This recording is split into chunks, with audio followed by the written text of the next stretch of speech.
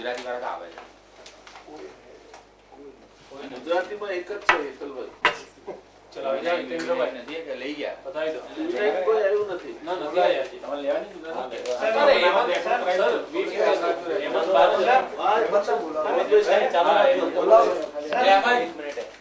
English में बोलता हूँ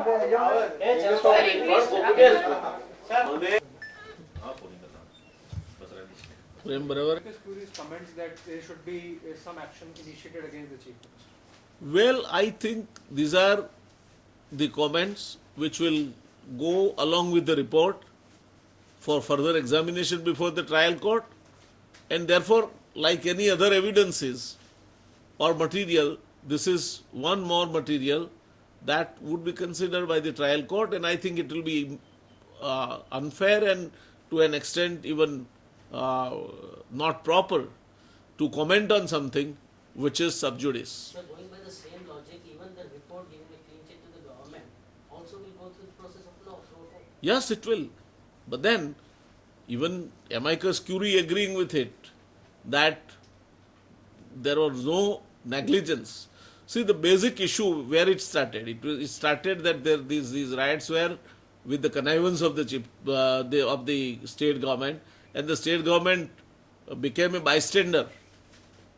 This report has come which establishes in no unclear terms that neither the state government was bystander nor there was any negligence on the part of the state government.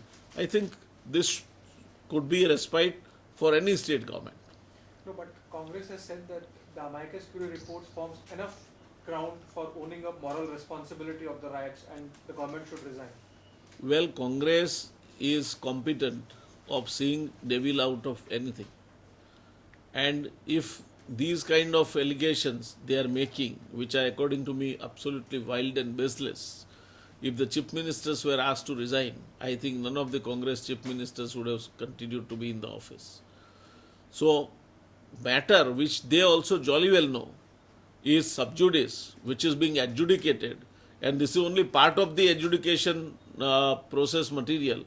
Relying upon that, you want the chief minister to resign.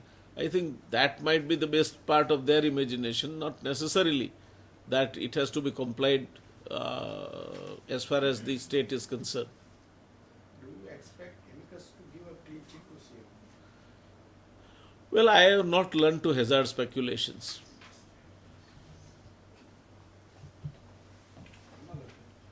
Any question? Those actually come. With the camera on.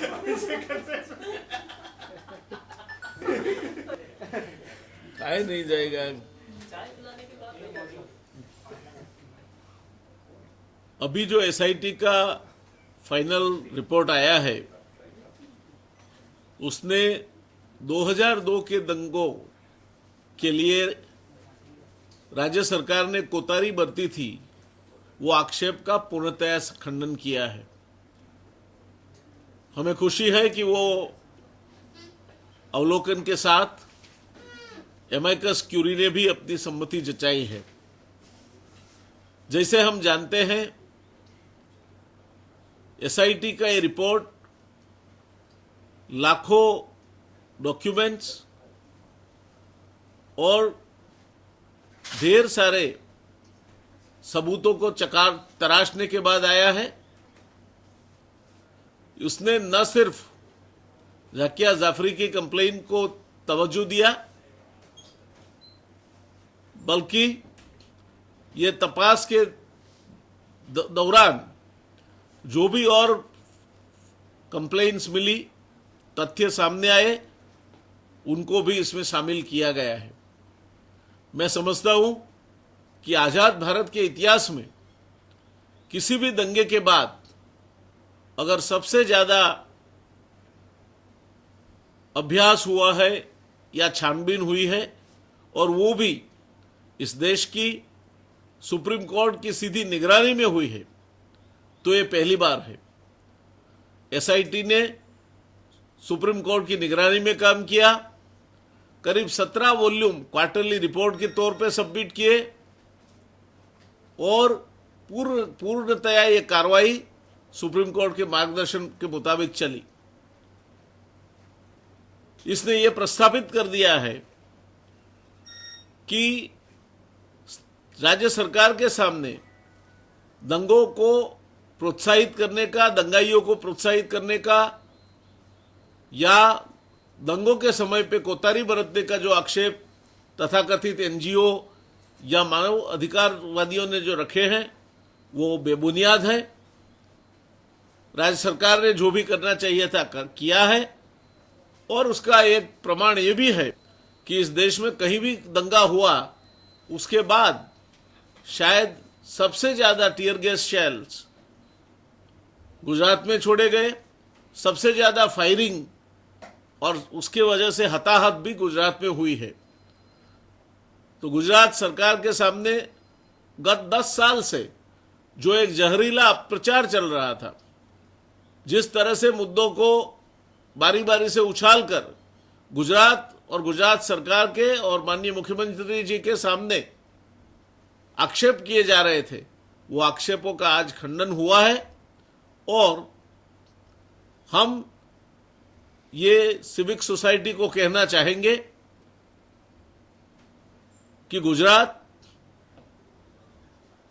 न कोई धर्म, न कोई नात, न कोई जात, सिर्फ 6 करोड़ गुजरातियों के हित को केंद्र में रखते हुए अपने विकास के पथ पे चल रहा है, चलता रहेगा।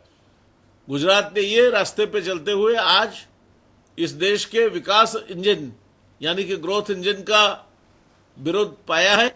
आने वाले समय में भी सबको साथ लेके पूर्ण सद्भावना के साथ गुजरात अपनी ये प्रगति की मार्च चालू रखेगा। हम अपेक्षा करते हैं कि 10 साल जितने लंबे समय की छानबीन के बाद जब हकीकत सामने आई है, दूध का दूध और पानी का पानी हो गया है, तब इसके सामने अब प्रचार करने वाले, राज्य के सामने उंगली चीनने वाले जो तत्व है वो भी अपनी तलवार म्यान करे और गुजरात के प्रगति के रास्ते पे जो गति से गुजरात चल रहा है, देश की भी प्रगति में गुजरात का जो योगदान हो रहा है उसको कहीं न कहीं तवज्जो दे।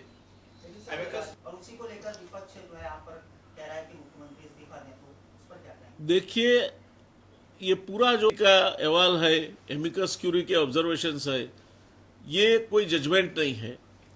ये पूरा मसला जो है वो ट्रायल कोर्ट के सामने जाएगा और हम समझते हैं कि ऐसी कोई चीज़ नहीं है जिससे मुख्यमंत्री जी को या राज्य सरकार को घबराना चाहिए। मगर चूंकि ये पूरा मामला ट्रायल कोर्ट के सामने है, ये मामले पे और ये तथ्य और जो डॉक्यूमेंट्स ट्रायल कोर्ट के सामने रखे गए हैं उस पर कोई चर्चा करना मैं समझता हूँ उचित नहीं रहेगा। पूरी बात अभी न्यायाधीन है और उस तरह की रिस्पेक्ट उसको देना चाहिए। क्या आप मानते हैं कि मोदी सरकार के दामन से दंगों के दाग धुल गए? देखिए, जहां तक एसआईटी का अहवाल का सवाल है, और वो अहवाल जैसे मैंने बताया काफ़ी छानबीन के बाद आया है, 10 साल की एक अवधि के बाद आया है, और उसमें कहीं भी ये बात नहीं कही गई है कि राज्य सरकार ने कोताही बरती थी या तो राज्य सरकार ने कहीं दंगाइयों को उकसाने का या साथ देने का प्रयत्न किया था। और ये मुद्दे पे तो कोर्ट मित्र यानी कि एमिकस क्यूरी भी ये अहवाल के साथ सहमत है।